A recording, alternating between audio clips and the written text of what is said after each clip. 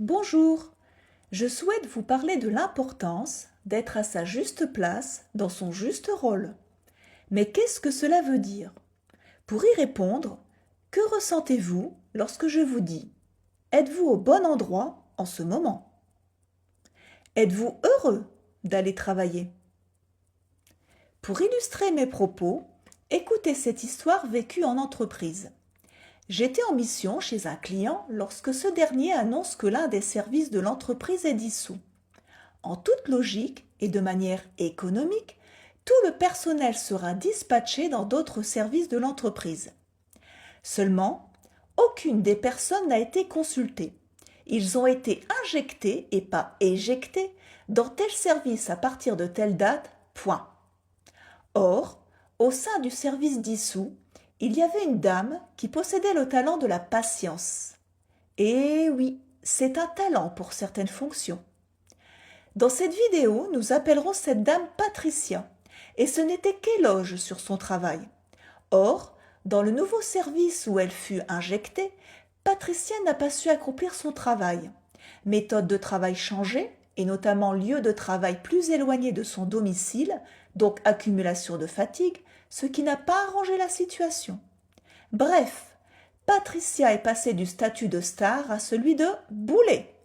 Et toute l'équipe en a subi les conséquences, ne serait-ce que rattraper ses erreurs, et bien évidemment, il y a eu une accumulation de retard sur le projet, car le temps passé à rattraper les boulettes de Patricia, les autres tâches étaient en stand-by.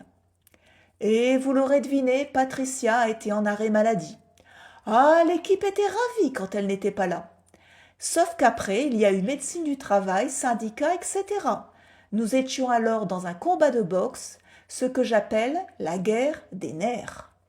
Et je vous le rappelle, l'annonce de l'entreprise était « c'est logique et économique ». C'est passé où?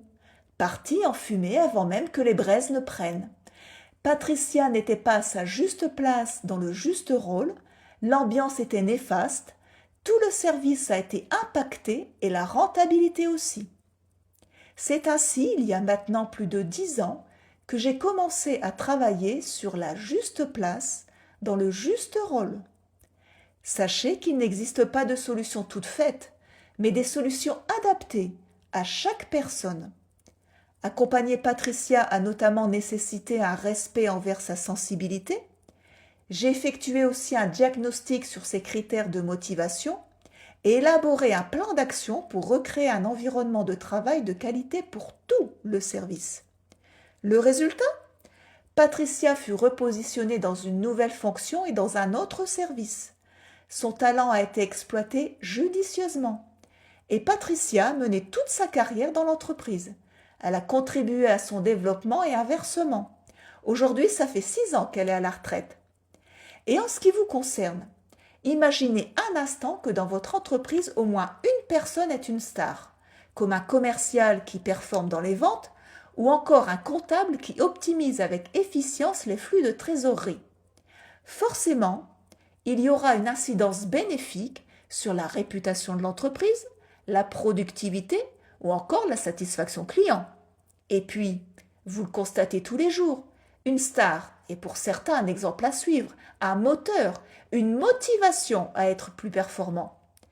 Bien entendu, réussir avec tous vos collaborateurs et contrôler leurs actions et leurs attitudes, c'est mission impossible. En revanche, et à minima, vous pouvez vous assurer qu'ils partagent vos objectifs.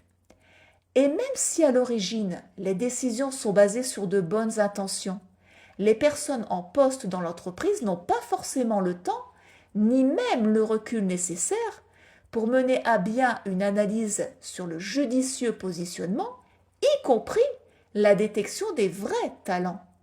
À bientôt!